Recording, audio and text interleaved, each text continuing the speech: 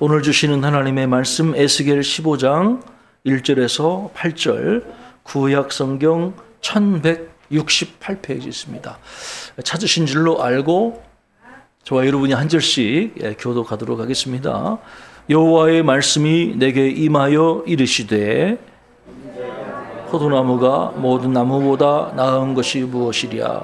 숲속의 여러 나무 가운데 있는 그 포도나무 가지가 나은 것이 무엇이랴. 그 나무를 가지고 무엇을 제조할 수 있겠느냐. 그것으로 무슨 그릇을 걸 못을 만들 수 있겠느냐. 불에 던질 땔감이 될 뿐이라. 불이 그 끝을 사르고 그 가운데도 채웠으면 제조에 무슨 소용이 있겠느냐. 그것이 온전할 때에도 아무 제조에 합당하지 아니하겠거든. 하물며 불에 살라지고 탄 후에 어느 제조에 합당하겠느냐. 그러므로 주 여호와께서 이같이 말씀하셨느니라. 내가 숲을 가운데 있는 포도나무를 불에 던질 땔감이 되게 한 것 같이 내가 예루살렘 주민도 그같이 할지라. 내가 그들을 대적한즉 그들이 그 불에서 나와도 불이 그들을 사르리니 내가 그들을 대적할 때에 내가 여호와인 줄을 너희가 알리라. 내가 그 땅을 황폐하게 하리니 이는 그들이 범법함이니라. 나 주 여호와의 말이니라 하시니라. 아멘. 고 하영조 목사님 이야기가 있습니다.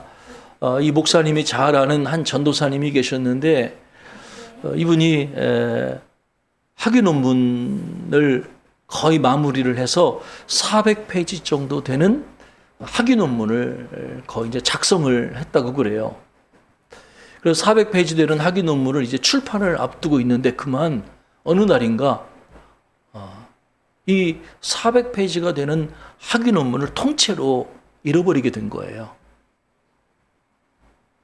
뭐 지금 같으면 컴퓨터에다가 이렇게 원본을 다 저장해둬서 그 종이를 잃어버려도 큰 어려움 없이 다시 재출력하면 가면 되지만 예전에는 그런 상황이 못 됐거든요.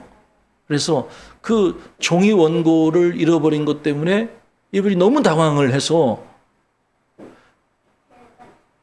이제 이거를 출판사에 넘겨서 출판을 해야 되는 상황인데 원고 자체를 통째로 잃어버려서 어쩔 줄 몰라 하는 거죠. 그래서 여기저기 백방으로 수소문해서 자기 잃어버린 원고를 찾기도 하고 그리고 주변에 광고를 내서 잃어버린 원고를 찾겠다고 광고를 해도 이 결국 잃어버린 원고를 학위 논문 원고를 찾을 수가 없었다고 그래요. 결국 이 전도사님은 자신의 머릿속에 기억으로 남아있는 그 기억과 그리고 논문을 쓰기 위해서 조금 준비했던 그 자료들 이런 것들을 다시 조합해서 새로 논문 400페이지를 쓰는 수고를 감당해야만 했다고 하는 것이죠. 한참 지난 어느 날 그 전도사님이 하영조 목사님을 찾아와서 이런 얘기를 했대요. 목사님, 제가 비록 예전에 작성해 놓은 논문은 다 잃어버렸지만 그 덕분에 예전보다 더 좋은 논문을 쓸 수 있었습니다. 이제 그런 고백을 했다고 그래요. 쉽지 않았겠지만 한 번 잃어버리고 새로 쓰면서 예전보다 연구가 훨씬 더 한층 발전된 논문을 쓰게 되었다고 하는 것이지요. 여러분, 우리가 인생 살면서 우리가 지금 누리고 있는 거, 지금 우리가 이렇게 손에 꼭 포기하지 않고 쥐고 있는 이 모든 것들이 절대적인 것이라고 생각하는데 때로는 무가치하고 낭비적인 요소들이 많이 있다는 것도 우리는 기억할 필요가 있어요. 하나님은 우리의 삶에서 불필요한 가지들을 제거해 버리시는 분이세요. 때로는 우리가 그것을 놓지 못해서 아둥바둥하고 꼭 붙들고 있는 그것이 하나님 보시기에는 결코 우리에게 유용하지 않은 것일 수도 있다고 하는 거예요. 그래서 하나님은 과감하게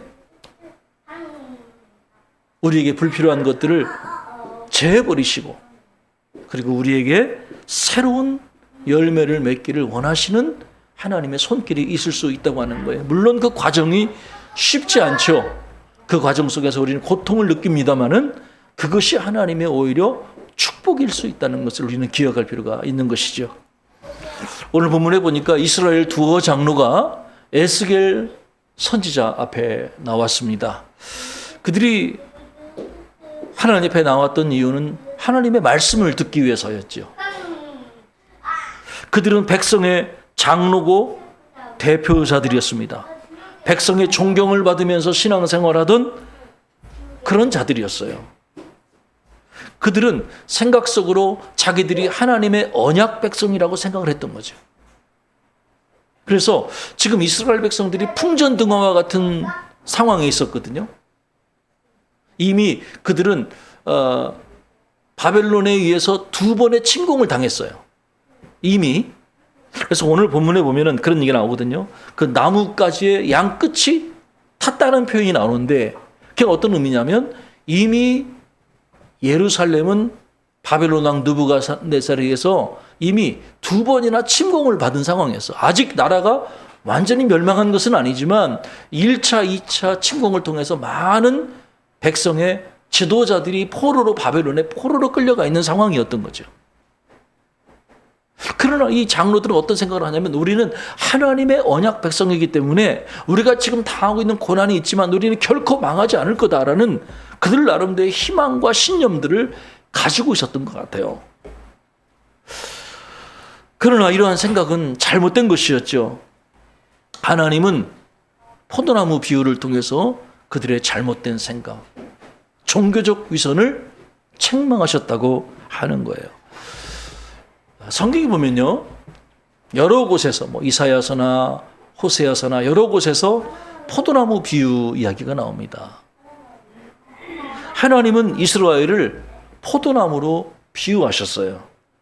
하나님이 땅을 파고요, 돌을 파내서 거기에다가 아주 질 좋은 포도나무, 극상품 포도나무 종자를 심으셨던 거예요. 여러분, 하나님이 포도나무 종자를 심으셨을 때는 어떤 기대를 가지고 심으셨겠어요? 거기서 아주 질 좋은, 맛 좋은 포도나무 열매를 기대하고 하나님 포도나무를 심으셨겠죠. 하나님께서 이스라엘 백성들을 애굽에서 구원하셔서 가나안 땅이라고 하는 토양에다가 그들을 심으셨던 이유는 그들에게 좋은 열매를 기대하셨기 때문이었다는 거예요. 그러나 안타깝게도 이스라엘 백성들은 하나님이 원하시는 열매를 맺은 것이 아니라 아주 가치 없고 먹을 수 없는 들포도 열매를 맺었다라고 이사야 선지자는 이렇게 호소했던 적이 있었던 거예요. 이 하나님은 열매 맺지 못하는, 아름다운 과실을 맺지 못하는 이스라엘 백성들을 책망하셨던 것이죠. 뿐만 아니라 오늘 말씀을 들으러 온 장로 두어 사람을 책망하셨어요. 왜 그들이 하나님의 책망을 들어야 했습니까? 여러분, 하나님 말씀을 듣기 위해 온다는 것은 참 귀한 일이 아니에요? 오늘도 저와 여러분, 오늘 이 자리에 하나님을 예배하러 오신 저와 여러분들은 하나님 말씀을 듣기 위해서 이곳에 오신 건 아닙니까? 그런데 하나님이 말씀을 들으러 장로 두어 사람을 책망하실 수밖에 없었던 이유가 있었죠. 왜냐하면 그들이 우상 숭배와 죄와 꽉짝하며 사는 삶을 살았다고 하는, 이게 무슨 말입니까? 하나님 말씀을 들으러 온 그들이 왜 우상 숭배의 죄에 빠져 있고 왜 죄 가운데 거하는 삶을 살았냐는 거예요. 과연 그들이 하나님의 말씀을 들으러 온 동기가 뭐였냐는 거예요. 왜 하나님 말씀을 들으러 온 거예요? 여러분, 우리가 하나님 말씀을 들으러 온 여러분들 축복합니다마는, 그러나 정말 우리가 왜 하나님의 말씀을 듣고자 하는지 우리의 삶의 동기를, 영적인 동기를 점검해 볼 필요가 있다고 하는 것이에요. 정말 우리가 그 하나님 말씀대로 순종하기 위해서, 그 말씀을 사모하고 나의 삶을 변화시키기 위해서 하나님 말씀을 들으려고 하는지, 아니면 여기에 등극장한 장로들 몇 사람처럼 나의 소원, 나의 기대를 끝까지 놓지 않고 붙들기 위해서 하나님 말씀을 들으려고 하는지 우리 스스로 점검해 볼 필요가 있다고 하는 것이죠. 하나님이 우리에게 말씀하시고 때로 책망하실 때 그것은 분명 우리에게 아픔이에요. 여러분, 책망의 말씀을 좋아할 사람은 없어요. 그러나 여러분, 진정한 축복이 뭡니까? 말씀을 듣고 깨우쳐 회개하는 것이 큰 축복이에요. 하나님의 엄한 책망을 듣고 마음의 찔림을 받아 주여 내가 어찌해야 되겠습니까? 라고 눈물을 흘릴 수 있다면 그것처럼 귀하고 아름다운 일이 없다고 하는 거예요. 성경을 읽는 중에, 설교를 듣는 중에 주님의 책망을 진지하게 달게 받아서 내 삶이 우상으로부터 돌이키고 죄로부터 돌이킬 수만 있다면 그것이야말로 진정한 큰 축복의 말씀인 줄로 믿습니다. 여러분에게도 그러한 일들이 일어나기를 주의 이름으로 축복합니다. 여러분, 우리가 주님의 책망을 받아야 될 이유가 뭡니까? 주님의 말씀 안에서만 나의 삶의 모습을 발견할 수 있기 때문이에요. 다른 사람이 나를 평가하는 거 말고, 내가 윤리적으로 다른 사람과 비교해서 괜찮은 사람이고, 어떤 다른 사람과 비교해서 내 모습이 아니라 하나님이 원하시는, 하나님 말씀 내 기준으로 볼 때 내 삶이 어떤지를 평가받아야 한다는 것이죠. 과연 우리가 문제가 무엇입니까? 내가 누군지를 말씀 안에서 잘 깨닫지 못하는 것. 내가 누구인지를 깨닫지 못하는 게 어쩌면 우리의 문제일 수 있다고 하는 거예요. 어떤 남자분이 유럽 여행을 갔다고 그래요. 여러분, 유럽 여행 가면은 그 풍경이 얼마나, 유적지나 건물들 또 거리의 모습들이 얼마나 아름답습니까? 잘 가꾸어지고 전통이 있고 유서가 있는 박물관과 건물들을 보면서 이분이 깊은 감동을 받았다고 그래요. 뿐만 아니라 그 유럽 사람들의 아주 친절한 모습들을 보면서 아주 깊은 감동을 받고 여행이 참 즐거웠다고 그래요. 그런데 이분이 여행 내내 한 가지 이분을 굉장히 괴롭히는 일이 있었다고 그러죠. 그것은 어디를 가나 이상하게 고약한 냄새가 나는 거예요. 박물관에 가도 고약한 냄새가 나고, 길거리를 가도 고약한 냄새가 따라오고, 심지어 식당에 가도 고약한 냄새가 나서, 이 유럽에 가니까 모든 것은 좋은데, 사람도 좋고 건물도 좋고 다 좋은데 이상하게 고약한 냄새가 자기를 따라다녀서, 아이고 내가 도저히 여기를 내가 못 살겠다, 마음을 바꾸게 됐다는 거죠. 그래서 빨리 집에 돌아가서 집에 가서 쉬리라, 이제는 더 지긋지긋한 냄새가 나지 않겠지라고 생각하고 빨리 비행기를 타고 집으로 돌아왔다고 그래요. 그런데 이게 웬일입니까? 집에 들어온 순간 그 유럽에서 났던 냄새가 또 집에서 나는 거예요. 아니, 이게 웬일이지? 대체 뭐가 문제일까? 정답이 뭐였을까요? 그 남자의 코에 문제가 있었던 거예요. 부비동염이라는 질병이 있다고 그래요. 이 코 안에 염증이 생겨서 그 염증이 자기 코로 들어가서 코에서 고약한 냄새가 코 안에서 나는 거예요. 이 부비동염에 이 사람이 걸려서 어디를 가든지 그 고약한 냄새가 났던 거죠. 길거리에 가도, 박물관에 가도, 식당에 가도 유럽 사람들에게 나는 냄새가 아니라 자기 코 안에서 났던 냄새가 자기를 괴롭혔던 거예요. 여러분, 이 사람처럼 나의 삶의 문제를 자꾸 다른 사람에게서, 외부에게서, 뭐 교회에서, 이 사회에서, 직장에서 찾고 불평하고 있지는 않나요? 문제의 원인이 나 자신 안에 있다는 것을 발견하지 못하면 마치 부비동염에 걸린 이 남자와 같은 불평을 할 수밖에 없다고 하는 거예요. 가만히 보면요, 다른 사람이 문제가 아니에요. 내가 문제예요. 어떤 분이 그러더라고요. 요나서를 읽으면서 요 나가 문제구나. 요 나가 문제구나. 요 나만 해결되면, 요 나만 회개하면 이 세상이 편안하구나, 이렇게 제가 고백하는 이야기를 들어봤습니다. 이스라엘 백성들의 문제가 뭐였냐면 그들이 하나님을 떠난 거였죠. 우상을 섬겼던 거예요. 말씀 안에서 자신의 참된 모습을 발견하지 못한 영적 무지가 이스라엘 백성들의 문제였던 거죠.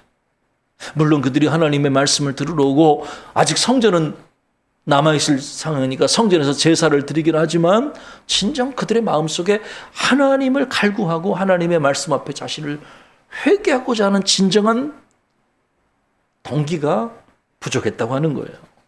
그래서 하나님은 에스겔서 14장에서 이런 죄를 범한 이스라엘 백성들에게 4가지 징벌을 내리시겠다고 말씀하시죠. 첫째는 칼과 기근과 사나운 짐승과 전염병을 그들에게 보내 예루살렘을 멸망시키겠다고 하나님은 말씀하세요. 하나님은 이유 없이 예루살렘에 재앙을 내리시는 게 아니라 그들의 행한 죄에 합당한 벌을 그들에게 내려주시는 거지요. 14장 24절은 다음과 같이 말합니다. 내가 그 땅을 황폐하게 하리니 이는 그들이 범법함이니라 나 주 여호와의 말이니라. 왜 하나님께서 이렇게 반복해서 이스라엘 백성들의 죄를 지적하실까요? 한 번 말해서 안 들으니까 2번, 3번 계속 말씀하시는 거예요. 안 들려요. 못 알아듣겠네요. 이렇게 자꾸 변명을 하니까 하나님이 그들이 알아들을 때까지 계속해서 말씀하시는 거예요. 그렇게 해서라도 하나님은 그들이 죄에서 돌이키고 우상에게서 돌이켜서 사시고 참되신 하나님께 돌아오기를 원하셨던 것이죠. 우리의 모습은 어떻습니까? 2절은 다음과 같이 말합니다. 우리 2절 한번 찾아서 같이 저와 여러분이 읽어보십시다. 인자야 포도나무가 다른 모든 나무보다 나은 것이 무엇이랴. 숲속의 여러 나무 가운데 있는 그 포도나무 가지가 나은 것이 무엇이랴. 이스라엘 백성들은요, 용도로 보면 아무짝에도 쓸데없는 포도나무와 같다고 하는 거예요. 과연 그 포도나무가 다른 나무보다 나은 것이 무엇이냐고 하나님 우리에게 반문하시죠. 숲속에 있는 여러 나무보다 뗄까 가구를 만들 수 있습니까? 아니면 그것으로 나무못을 만들어서 무엇인가 액자를 걸어놓을 수 있습니까? 아무짝에도 쓸데없는 포도나무라는 것은 그런 나무예요. 3절에 표준 세번역 성경은 이렇게 번역하고 있거든요. 거기에서 무슨 물건을 만들 목재가 나오느냐. 그것으로 나무못을 만들어서 무슨 물건을 거기에 걸어둘 수 있느냐. 여러분, 포도나무로 만들 수 있는 것이 뭐가 있습니까? 아무것도 없어요. 가구도 만들 수 없고 못 하나 제대로 만들 수 있는 나무가 못 된다고 하는 거예요. 여러분, 이것이 바로 오늘 우리들의 모습이라고 하는 거예요. 우리가 하나님을 위해서 할 수 있는 일이 무엇일까요? 여러분, 우리가 하나님을 위해서 무슨 일을 할 수 있지요?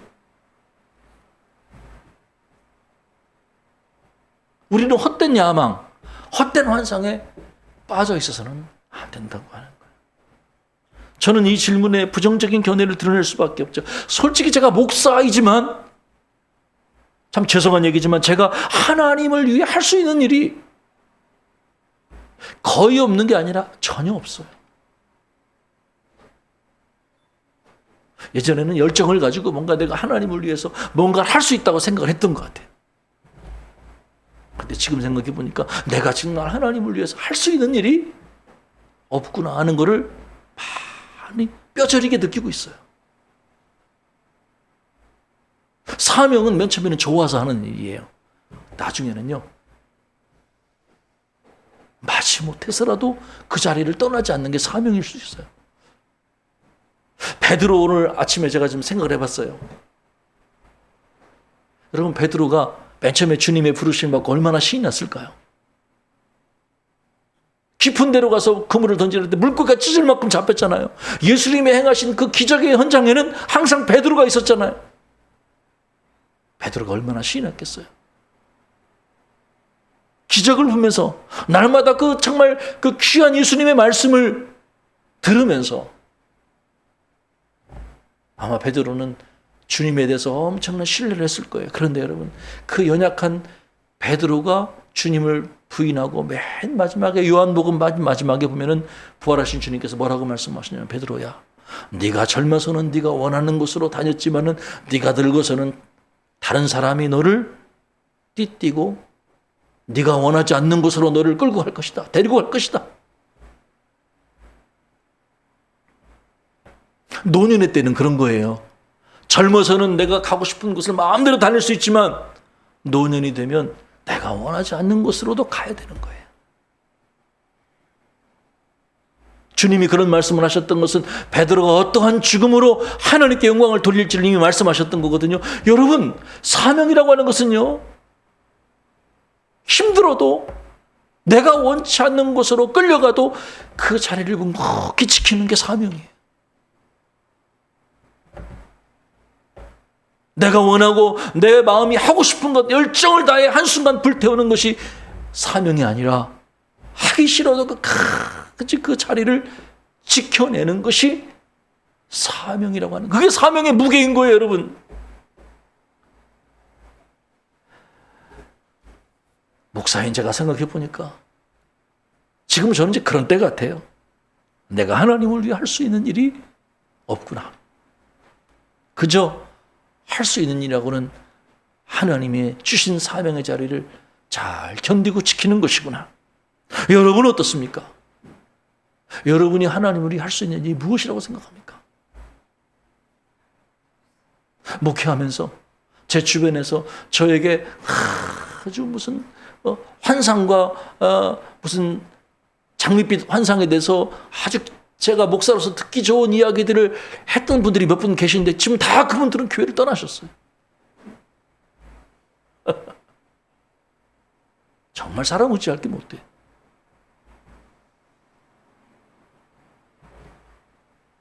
결국 의지할 것은 하나님밖에 없고 교회를 세워나가시는 분도 하나님밖에 없다는 것을 저는 뼈저리게 느낍니다.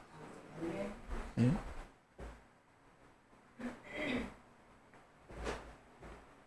우리는 가끔 내가 하나님을 위해 무언가를 할 수 있다고 생각하는데 여러분, 그건 어디까지나 착각일 뿐이에요.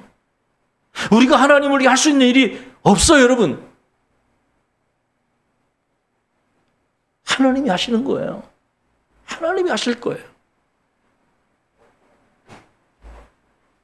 우리는 책망의 말씀을 들으면서 내 자신이 아무짝에도 쓸데없는 포도나무에 지나지 않았다는 사실을 깊이 자각하고 깨달고 인정해야 되는 거예요. 그것을 깨닫게 하시려고 하나님은 우리에게 고난도 주시는 거예요.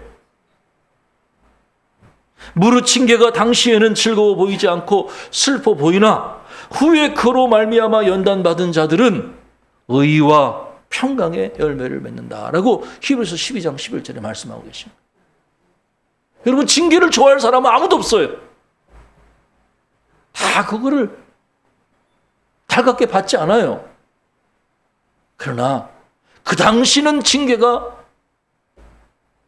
기뻐 보이지 않아도 그 징계를 통해 연단받은 자들은 의와 평강의 열매를 맺게 된다고 하는 거예요.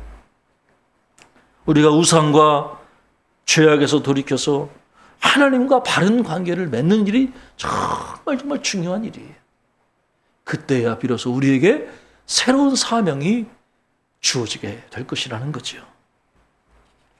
하나님은 비록 죄에 빠진 이스라엘 백성들을 징계하시지만 여러분, 그 징계가 목적이 뭐예요? 그들로 나는 여호와임이니라, 하나님이 어떤 분이신지를 깨닫게 하시기 위해서 하나님은 그들을 징계하실 분이라고 하는 거예요. 여러분, 우리의 신앙과 인격은 고난을 통해 세워져 가는 거예요.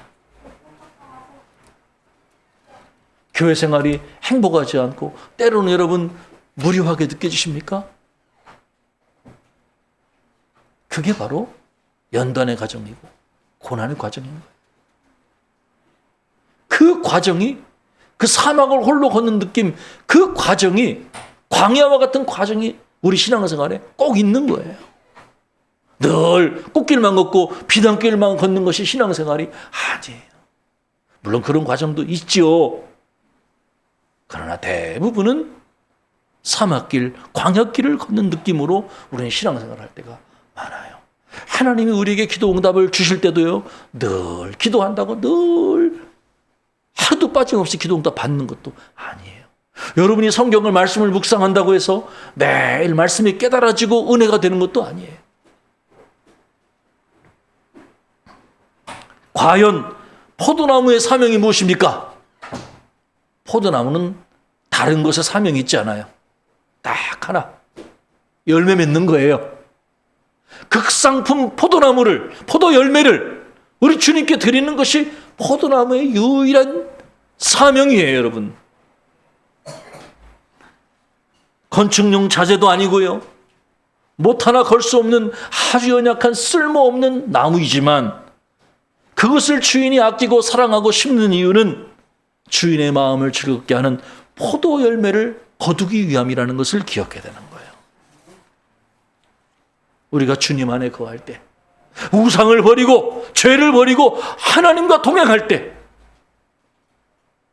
우리의 신앙과 삶의 아름다운 열매를 맺게 될 거예요. 그 열매는 하나님이 주시는 열매예요. 내가 하는 게 아니에요, 여러분. 하나님이 열매를 맺게 하시는 거예요. 요한복음 15장 5절에 우리가 사랑하는 말씀이 있죠. 나는 포도나무여 너희는 가지다. 그가 내 안에 내가 그 안에 거하면 사람이 열매를 많이 맺나니 나를 떠나서는 너희가 아무것도 할 수 없습니다. 조금 할 수 있다는 거 아니에요. 아무것도 할 수 없다는 거예요, 여러분. 나는 조금 괜찮은 사람이고 그런 말씀 아니에요. 나는 뭔가 조금 열매를 낼 수 있다, 그런 거 아니에요. 아무것도 할 수 없다는 거예요. 여러분, 우리가 예수님 떠나서는 아무것도 할 수 없는 거예요. 왜 아멘들을 안 하세요? 목사님, 전 조금 할 수 있는데요. 저는 목사님 생각할 때 그 정도 형편없는 사람은 아닌데요. 여러분이 형편없다는 얘기가 아니라 열매와 관련돼서는 우리가 할 수 있는 것이 없는 거예요. 우리 힘으로 열매를 맺을 수 있는 것이 아니라는 거예요. 하나님이 하셔야 되는 거예요. 그냥 우리의 사명은 접붙여지는 것뿐이에요. 포도나무 대신 예수님께 가지가 접붙여 있어야 열매를 맺는다는 거예요. 꼭 붙어만 있으세요. 붙어만 있으면 되는 거예요. 포도나무에 붙어 있으면 되는 거예요. 그러면 열매는 누가 맺게 하시느냐? 하나님이 저절로 맺게 하신다는 거예요. 여러분, 그 연약한 가지가 무슨 열매를 맺겠어요? 그런데 가지가 열매를 맺는 건 딱 하나잖아요. 포도나무가 주는 영양분으로 열매를 맺는 거잖아요. 우리 인생의 최고의 행복은 예수 그리스도 안에 있는 거잖아요. 그분 안에 거하고 그분과 동행할 때 하나님 우리에게 아름다운 신앙의 열매, 삶의 열매를 맺게 하실 거죠. 어떤 권사님 간증 좀 나누고 말씀 마치려고 그래요. 이 권사님이 남편이 정말 잘 나가는 분이었대요. 글쎄 뭐 잘 나가는 분이 어떻게 잘 나가는지는 모르지만 엄청 잘 나가는 분이셨는데 그 남편분이 어느 날 갑자기 극심한 질병의 문제에 넘어지게 됐다고 하는 거죠. 모든 꿈이 깨지고 하던 일도 직장도 그만두고 남편이 이제 건강 문제 때문에 아무것도 할 수 없는 상황이 되고 아내 되는 이 권사님도 크게 낙심한 상황이 됐다고 그래요. 그런데 이 권사님 안에 하나의 작은 소망이 생겼는데 하나님이 이 기회를 통해서 우리 남편을 새롭게 만나 주시려나 보다라는 그 희망을 갖게 됐다고 그래요. 재정 지원이 어려워지자 미국에 유학 가 있던 아들에게도 생활비를 끊게 됐어요. 그래서 결국은 공부를 다 마치지 못하고 형편상 아들도 이제 한국으로 귀국해야만 되는 상황이 된 거죠. 아들을 데리러 이 권사님이 공항으로 차를 몰고 나갔습니다.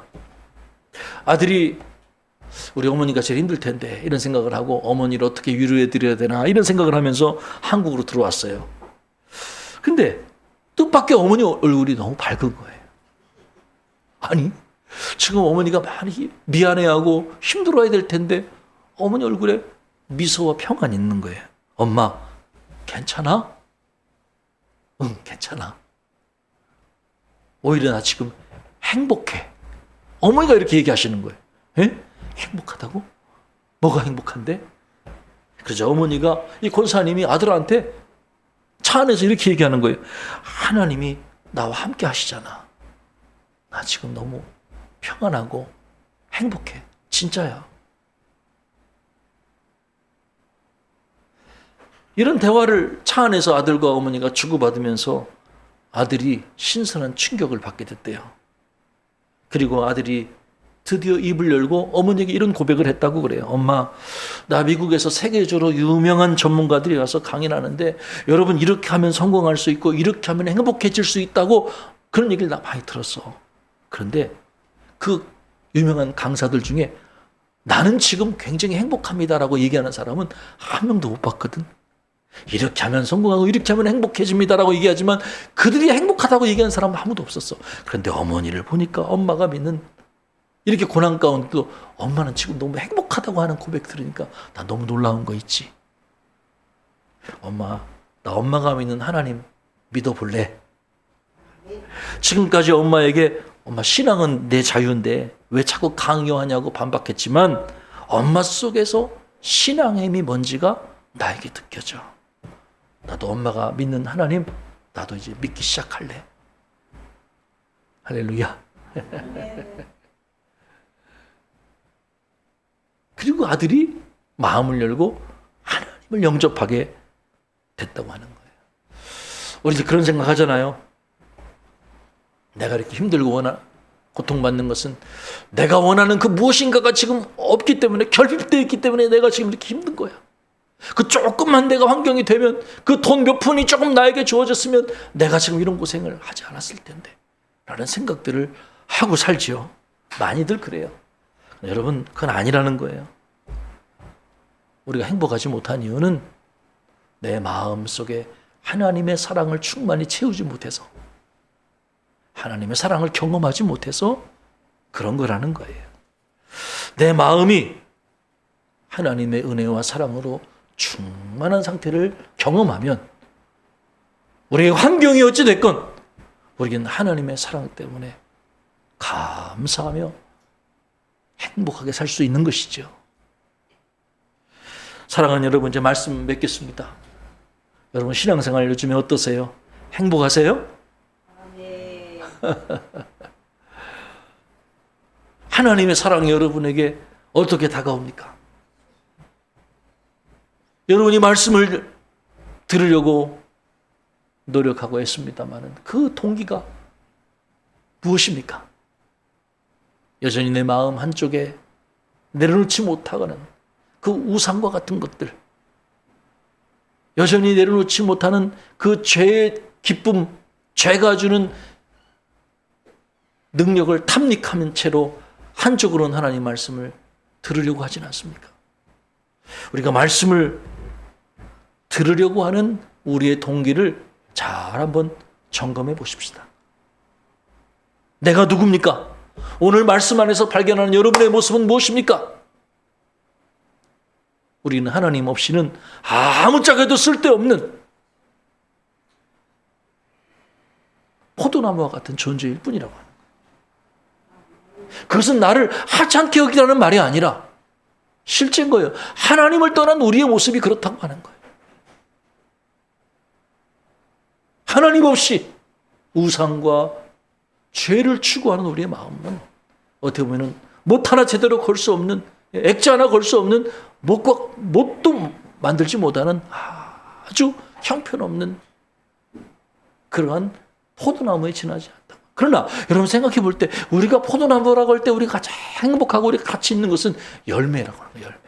포도나무는 열매를 맺을 때 가장 가치 있고 소중한 존재로 인정을 받게 됩니다.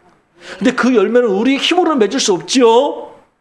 하나님과 동행하며 하나님의 말씀에 순종할 때 그 하나님이 우리에게 선물로 맺게 하시는 것이 포도나무 열매라고 하는 거예요. 저와 여러분이 이번 한 주간 죄를 멀리하고 우상을 멀리하고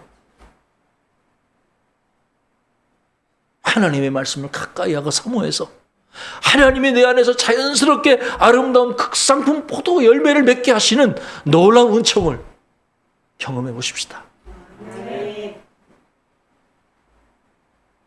내 힘이 아니라 하나님의 능력으로 나의 삶에 놀라운 기쁨의 열매가 주렁주렁 맺혀가는 아름다운 삶이 되시기를 주님의 이름으로 간절히 축원합니다. 기도하십시다. 하나님 감사합니다. 포도나무 대신 포도나무인 우리를 통해서 열매를 보기 원하시는 하나님의 기대와 사랑을 깨닫게 하시니 감사합니다. 우리 안에 우상과 죄를 멀리하고 회개하고 하나님 말씀 앞에 다시 한번 무릎을 꿇습니다.